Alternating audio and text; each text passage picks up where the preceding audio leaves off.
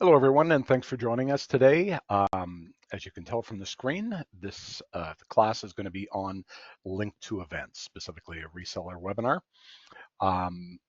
As I mentioned before, please keep yourself muted to avoid any background distractions. This event is being recorded, and I'll email it out. Actually, I'm going on vacation right after this event, so I'll try to get one of my team members to send it out. And then I just wanted to mention a couple of things. Link2events was the second product we developed for Linktivity, so about 5-6 years ago. And the one other quick thing is I'm going to have to keep this to about 40 to 50 minutes. I just learned my wife's flight is landing an hour early, so instead of being 35 minutes after the event, it's actually about 20 minutes before it ends. So here we go. Let's get started. Okay. So what does Link2events do? Well, first of all, I just wanted to show you we've got blogs on linktivity.net. I'm going to send around as well this couple of the links, but if you go to linktivity.net, you're going to see the user manual section. So it's pretty easy to dig up resources on this, including today's webinar. But on a general level, Link2events helps ACT users organize online events with less time and cost while optimizing the turnout and a return on investment for their event. We all know that hosting webinars is a great way to promote products or services and generally educates prospects and customers. The objective of Link2events is to leverage the data in ACT for promoting those events and then have ACT be where all the new leads flow back in. Okay, so in simplest terms, what does Link2events do? It creates and publishes a sign-up page. It processes all signups for the events, updating existing contacts in ACT, and then it also adds new ones. Okay, Steve, I'm just going to mute you. Okay.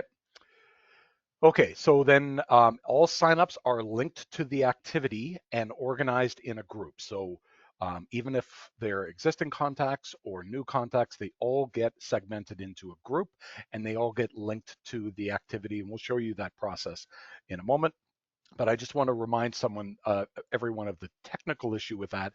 If you are having an event that's expected to be more than 150 people, there's a checkbox that you want to deselect because of the hard limit of 150 contacts that you can link to event. So if you have that checkbox checked and then the 151st person tries to book for that event, then they'll see an error. Okay, so if you see, and I'll show you how to kind of track what your signups are, but if you see that the events are beginning to, climb up to that event, then you're going to want to click that checkbox to avoid any errors.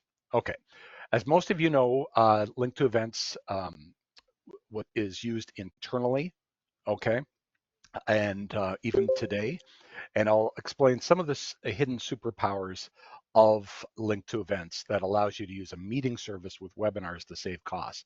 But before we get into that, because we can see things like how does it pay for itself, meeting versus webinar service. I'll get into that in a minute.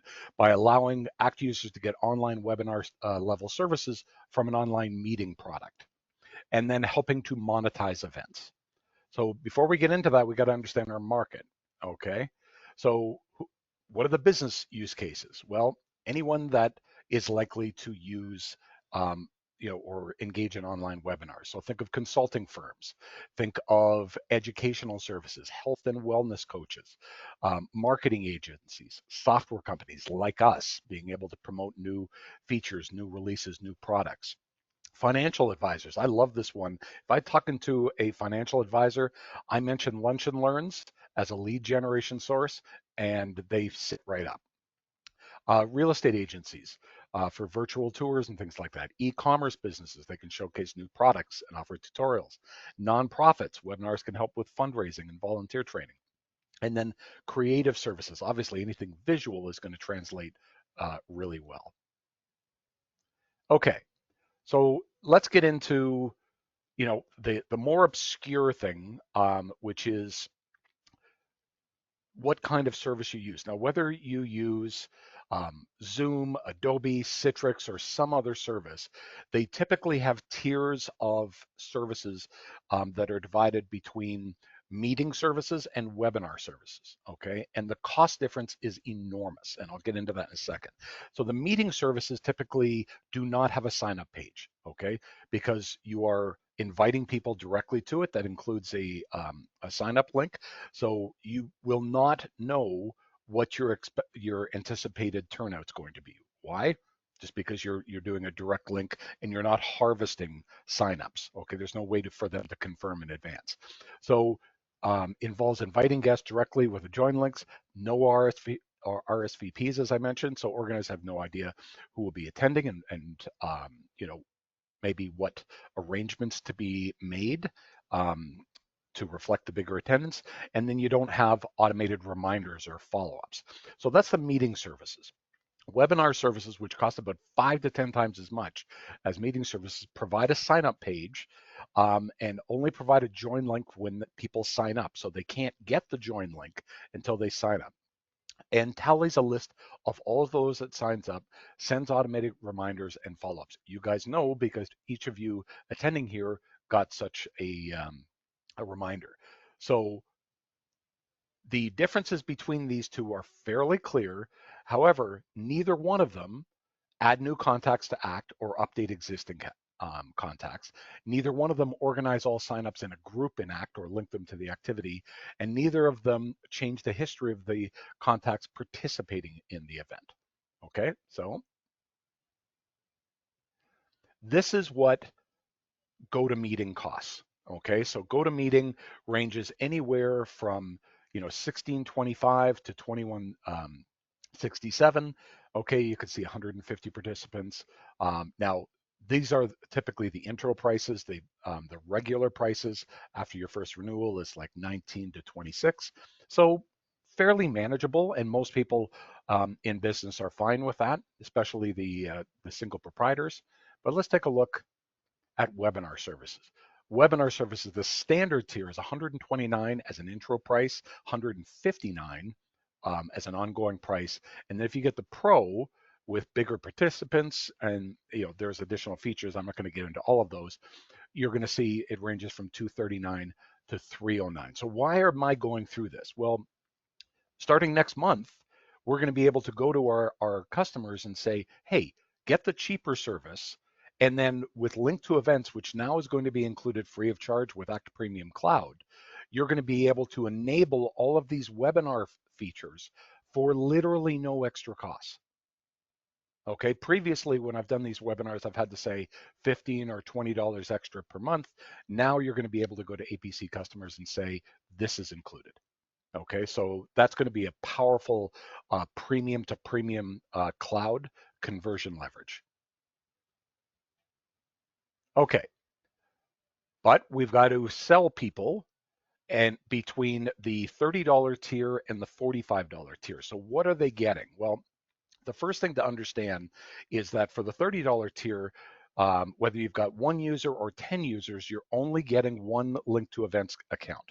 What does that mean? It means that each person isn't going to be able to log in and create their own events. There's going to be one user, one admin that gets assigned it.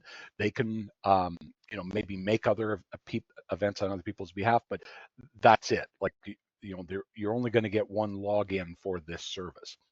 Also, this includes, the team edition includes PayPal payment processing, so you can actually have a billable event. So if you're a public speaker, if you're someone that, that charges for your events, you will be able to actually use Link2events to monetize it, to actually turn it into a commercial money generating event, okay? Where literally they have to pay during the registration process.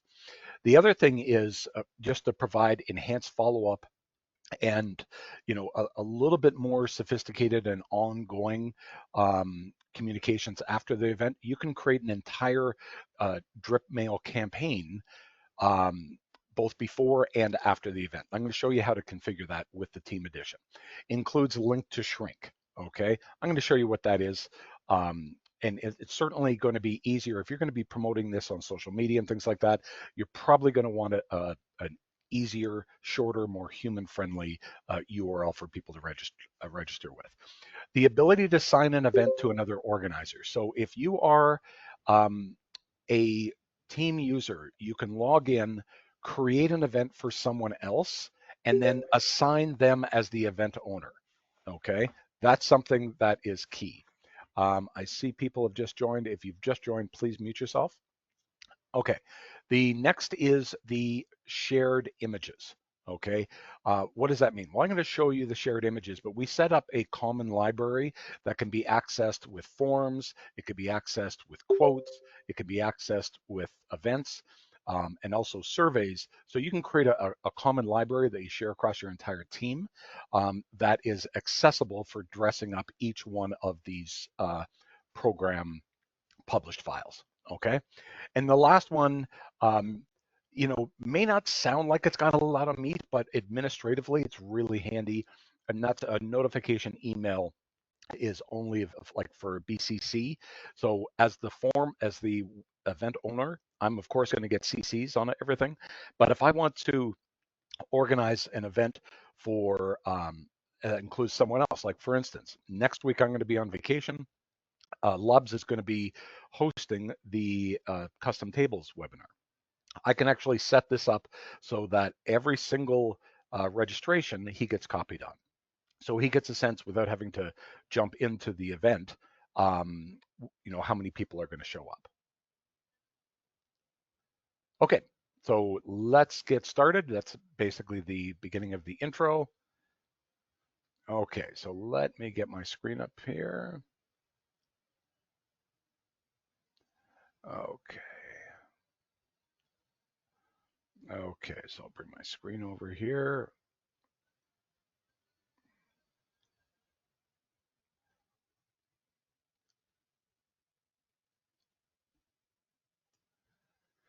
Okay, now one thing you'll notice that I just open up a browser and I paste it in here. If you are going from, Edge to Edge or Chrome to Chrome, you're not going to have to log in again if you're logged in another session on the same computer, because it's going to remember your works with a cookie. It's going to automatically log you in. So here is I've gone from the homepage of the internal homepage. I've clicked on Link to Events, and it's displaying all of my Link to Events that I've hosted recently. So you can see next week's. Now, the first thing that you're going to see here, obviously the name of the event, the date it's being held, the time it's being held, who's the organizer, and how many registrants there's going to be. And this will update dynamically with each registration. Now, over here, you've got several action buttons here. This is view the event, so I can click on here. It's closed now. Okay. I can copy the link in case, someone is replying by email. I could just copy this clipboard and reply in an email. Before I go into edit, I've got this little ellipses. I could create a short URL. This is only going to be visible on the team edition. I could view submissions. I could duplicate event, or I can delete the event. Let's go to view submissions. So now I could see everyone that has registered for the event. Okay, there's no paid information. There's no email sent, okay, because I didn't configure any drips with this, okay? But you can see everyone, I think we're all friends here. You can see everyone's names. And then you've got the information here, view answers, stop drip campaign, or delete. Okay, now if you get a couple of people, as I did with this, that there's an error during the registration, you're going to see their name and there's going to see an X here. I just suggest that you delete those just to keep your list clean, but it's not going to impact your, your registration or your sign up count. Okay. Over here, this is showing the image library that's accessible across all of them. Submissions we covered. Now what this is doing is showing you all the submissions unfiltered by the event. So now you can see them all. Here's some custom tables. Here's custom tables, so on and so forth. You can also just select them here to filter by event. But when you click on that little ellipses, it's going to do the filtering for you. The drip emails, these are all the available drip emails that are in your Link2events workspace. You can add to them. You can use, just draw from them, whichever. I'm going to show you that in a minute. But let's get back to the event. Okay, so here it is. I'm just going to click on this. Now, here's the name and the title, and here is the event time. Now, there's two ways when you're creating an event. You can either create a new event, create a new time and date, and it will, through the API, create a corresponding activity and act. You can also, when you select on a new event, it will give you the option to select an existing event. Okay, now that actually has some additional implications that not everyone gets. First off, well, while it isn't like clear, say, Zoom or Citrix integration, if you create an event, most of them will automatically generate an ICS that will be created in Outlook and then by extension with Act if you've got that feature enabled. So once it is created in Act, it has the location field pre-populated for the join link. A lot of the information that you need to create this event will be in that activity. So when you cherry pick that activity, okay, you'll find that some of this information will get pre-populated, okay? So that's going to save you some time. Duration, that's self-explanatory. Organizer, that's me. It's going to use the My Record. Days to keep the submissions. Obviously, any submission information that we want to set, a time to live, so that gets purged. Here is where you would set the sign up fee. Okay, if you needed to do this, you also need to enable the PayPal service. I'm not going to get into that for a few reasons, just for time. Add activities or add contacts to activities. This is the checkbox I was talking about. If you think that you're going to have more than 150 people, clear this, because otherwise 150 first will get a big error screen. Okay. Now, allow passing in contact ID to skip filling in contact details with mail merge product. Now, the reason that I use Link2events for this event to send out invitations to you guys is I wanted you guys to experience that firsthand. So when you clicked on that link in the email I sent you, you all noticed that your contact information was pre-populated. Why? That personalized link contains a concatenation of the Link2event join link as well as your contact GUID. So when you clicked on it, it pulled that information through the GUID into the form and pre-populated it. You guys experience that. This is how you can use it. We are obviously hoping in the months to come that we can build in this feature within AMA. And since we're working in partnership with ACT on the dev side, I expect this to be a backlog item that we address, if not in Q2, by Q3. Here's the BCC thing that I mentioned before regarding that team exclusive feature. Here is where you can dress up your invitation. Okay, if I do a preview, yeah, I can't do a preview because it's already expired. Okay, but this is, I would click on the preview to just see what it looks like. I can put in images. I deliberately put in an image inside of this formatted area, okay, and then also added a header image. I wanted to show you guys that you can do both because you've got this MC editor toolbar across the top with a number of formatting tools. I'm not going to get into the specifics of them. Most of you guys have already worked with some form of MC editor before. Okay, upcoming events. This is useful. If you've got a standard upcoming events page that you want to publish as part of promoting this, then you can put this in here, and then people will have opportunity when they get the confirmation email to see a link to show them other events. And then here is the footer text. By registering for this event, you acknowledge that contact information will be added to our database. Here is the event location. So this is the join link, and this is key because this is not something that is going to be distributed until they successfully register, and it will be sent to the email that they registered with. So if they put in spanky@aol.com and they expect to, get the join link by trying to, remain anonymous, it ain't going to work. It will be sent to the email that they registered with. Now, if you want to include some information links relating to the product or services that you're promoting that day, then you can include this so that they can gather some information on it in advance. Okay. And then one of the other features that we added last is the ability to add your calendar link to this. Now, there's two ways of doing this. One, you can select this so that it will pull whatever available calendar links that you've got within your workspace. You can see here we've got admin, marketing, not sure what rulers are, sales, support. Now, when you select custom link, then you've got the ability to paste in a custom URL that may be from Calendly or some other service. We don't want to, we want to make it easy for people to use Link to Calendar, but we don't necessarily want to force them to. So this is where they can paste it in. And then here is what the call to action text is. Okay, so you can see, generally this information is all pretty self-explanatory. The duration, the activity type. One of the other things here is assign contacts to the group. Okay, so all the registrants will be assigned to a group. I can say, click here. Here's the create lookup, and here's the people that were registered in this event. Okay, I'll minimize that. Okay, now let's go into the contact fields. I'm going to obviously start with some common sense. With an event, it's not a job application, so you want to make the barrier to entry as small as possible.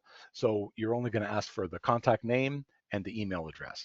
If you enter in like a whole lot of extra ones, you're likely going to get a few aborted registrations. Okay, and it's easy to add or disable fields. The only thing that I'm going to mention to you is that you obviously want to use the space as conservatively as possible. Okay, and here is where you would say, I want 50% of the column space to be used for each field so I can fit both fields on one line. Okay, by default, there'll be 100. So be sure to click on here and edit it. Okay, now let's quickly go through here. Here's the field hint.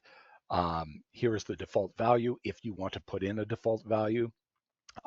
Here is act field update instructions. Okay, update on new contacts only. So if someone puts in, let's say I was talking to Bob last night, I've got Bob Kennedy in my database.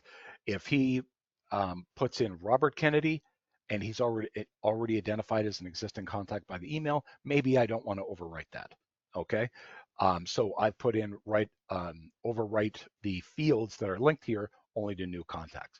But I've got the additional options of update even if the contact field is empty, if this contact field is empty, overwrite if any answer is given, and then always overwrite. Okay. Okay, and then input is required, so they have to register it. They have to put in to register, and then you've got a set key to identify existing field. Obviously, that by default, that's going to be the email. Okay, and then again, column span, and then here you can set the tablet and phone parameters. I generally leave these blank because they'll typically stack based on the form factor it's being consumed with. And then here's maximum length. Okay, but the point was just to show you the 50% because this is useful for laying out, because you obviously, if it's on a phone form factor, you want it to stack. If it's on a desktop form factor, you want to use the space as conservatively as possible. Okay, the next is the emails. So you guys all received an email 1 hour before the event, and it provided the join link, and this is one extra little nudge. Okay, now you can put in here, you can use you can enter them in manually or use the little dialers up or down, and then send follow-up email. I believe this is disabled by default.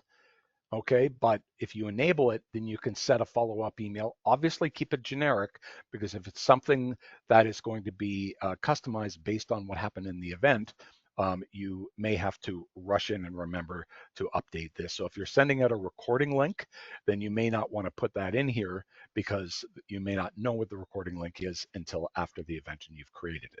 Okay, so what I've done is I said, thanks for attending. The recording link of the session will be distributed at Monday at the latest.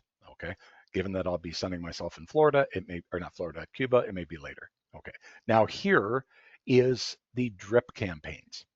Now this is again a team exclusive feature. So here is where I can click on select events after or before, event copy.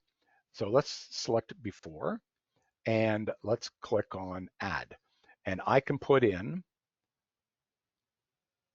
3 days before the event, and then I can put in here after, add,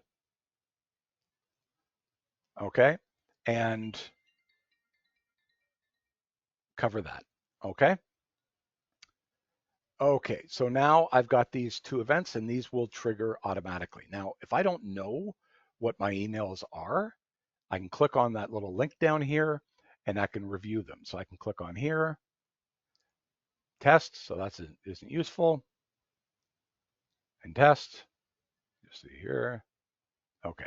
But here's where you can actually put in fields, merge fields, so you can have event name, contact email, so you can personalize the event a little bit better, okay? Okay, so we've covered all of this. We got the submissions. Let's go back to the event.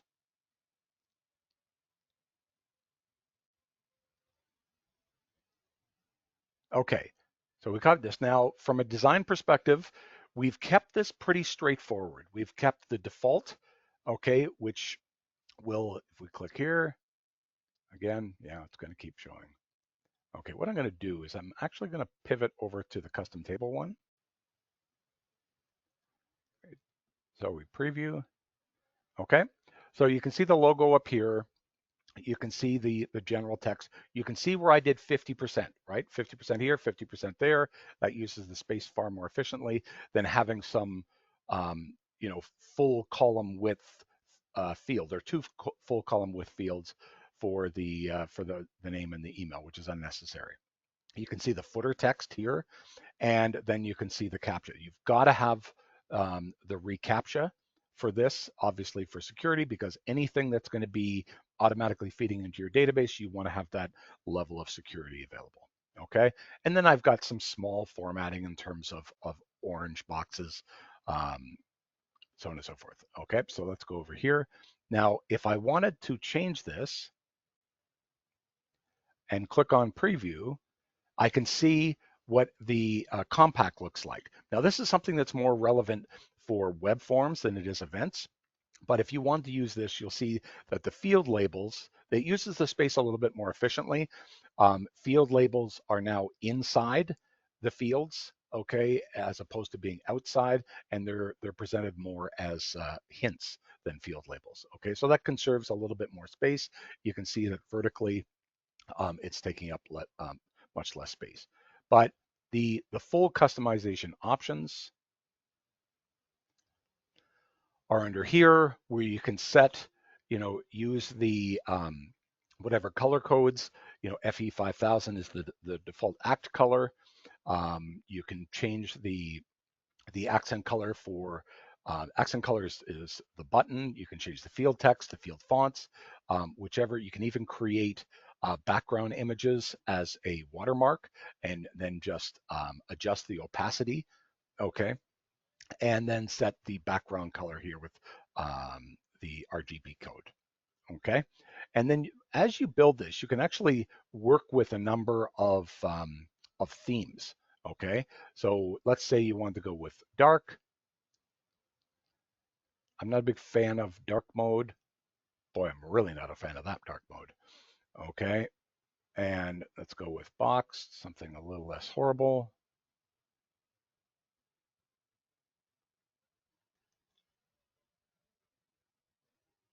Okay. Great, my wife has just landed. This is exciting. Okay, sorry, just waiting for this to save. While I'm waiting for this to save, if anyone wants to ask questions, now would be a good time. Otherwise, I'm gonna have to pivot to some Jeopardy theme music. Any questions?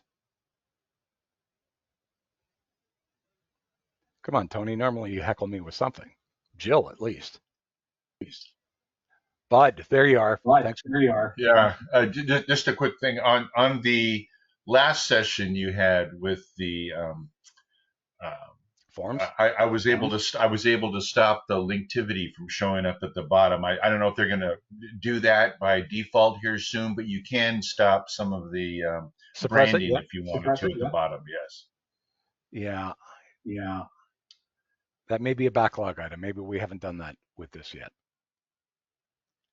Good point. Anyone else? Okay. By the way, there's a question in the chat. Oh, let's see here. Thank you, Vic.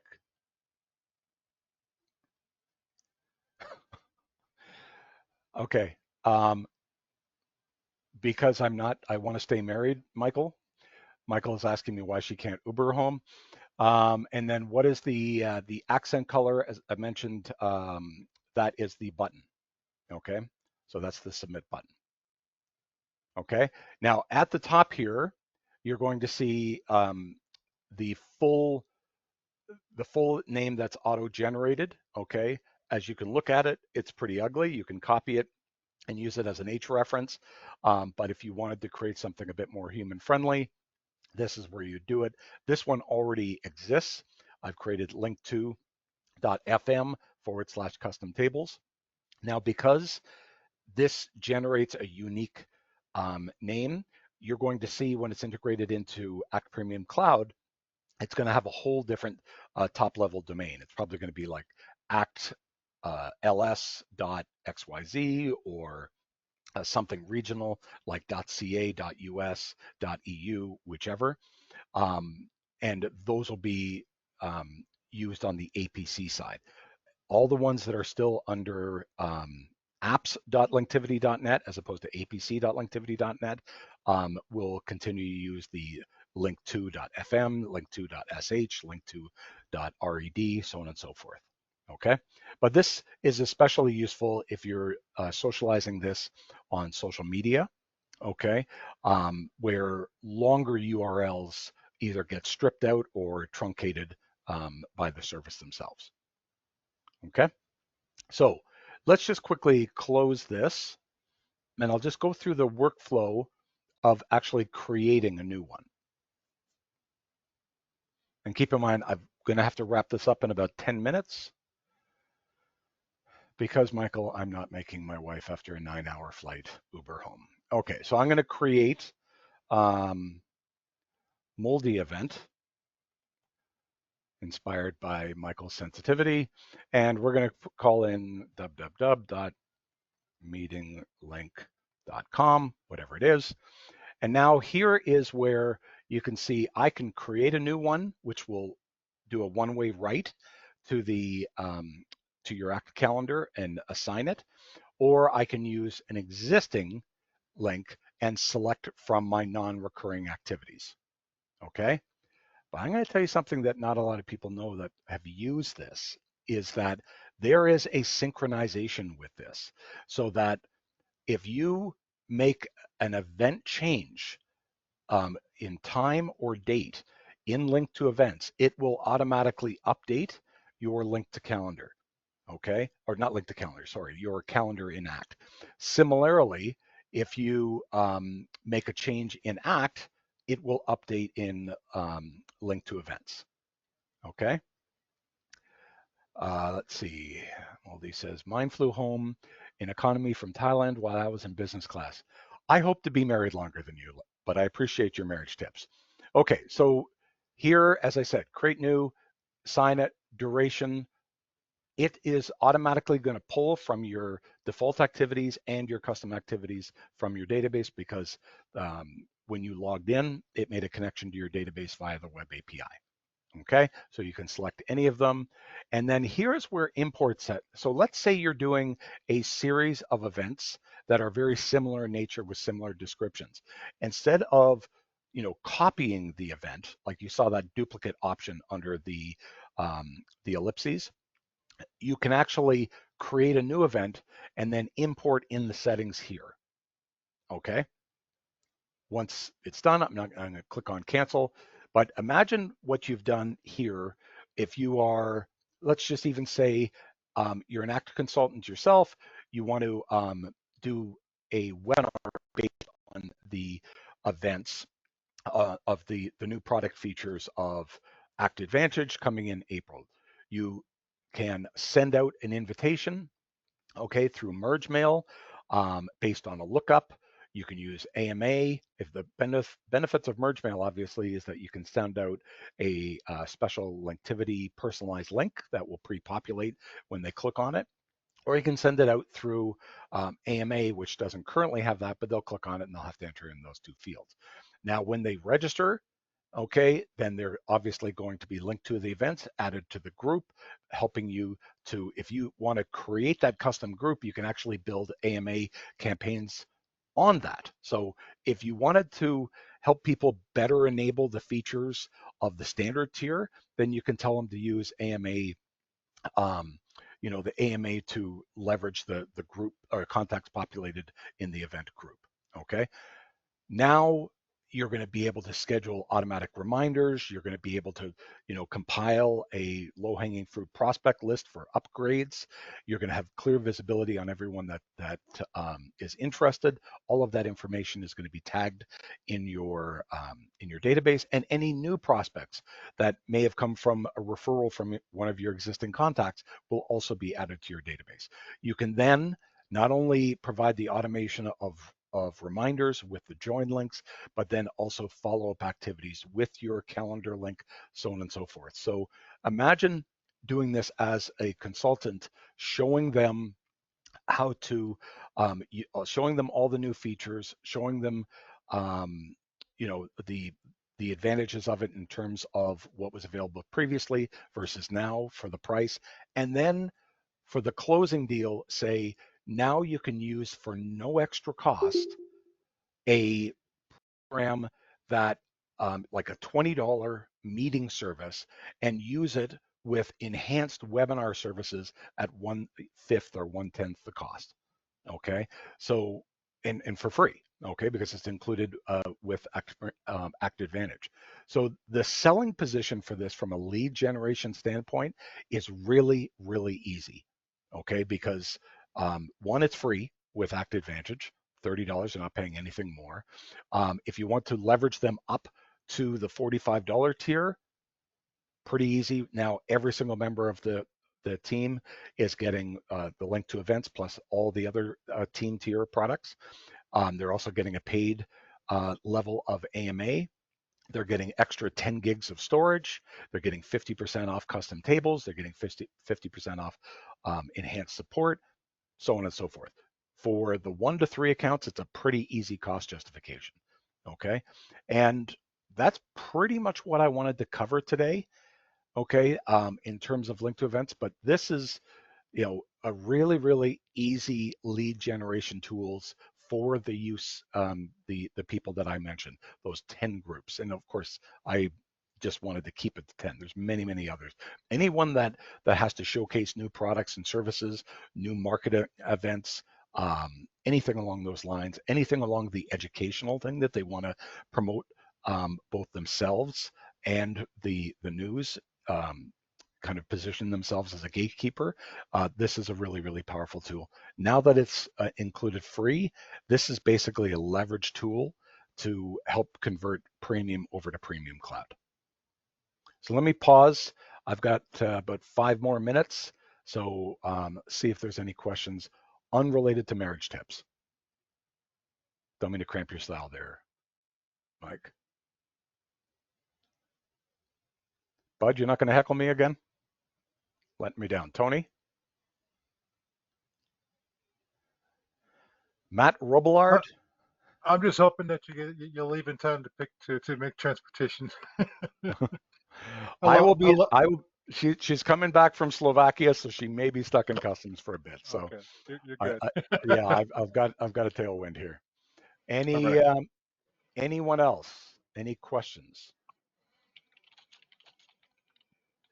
Anyone whose last name is Robillard will have their questions muted based on recent events. Anything else?